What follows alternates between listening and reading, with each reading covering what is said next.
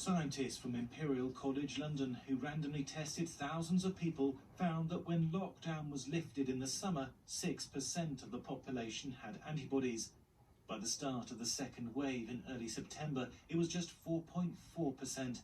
It falls far short of what would be needed for herd immunity. To create a firebreak and stop the virus spreading, between 50 and 60% of the population would have to be immune.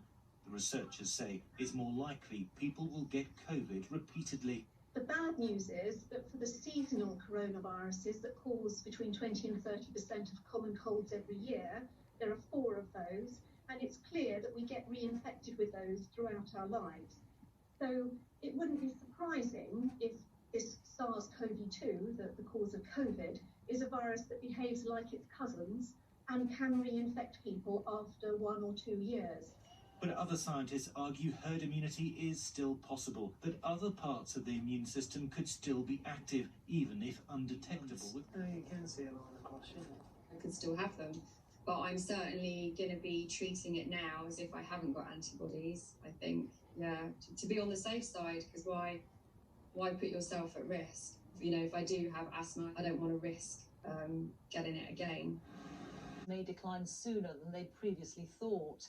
A study by Imperial College London found the number of people with COVID-19 antibodies had fallen by around a quarter between June and September. Adults under the age of 24 had the highest levels of antibodies and those over 75 the lowest. Here's our science correspondent, Rebecca Morrell. Antibodies are the immune system's best defence against COVID-19. They block the virus from entering our cells and stay around in case of reinfection.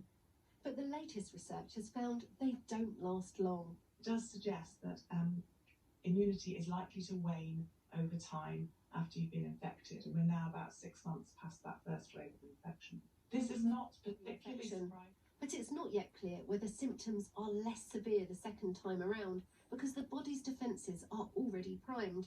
And scientists are studying other parts of the immune system, like T cells, to see if they play a longer lasting role. All of this has implications for the vaccines in development around the world.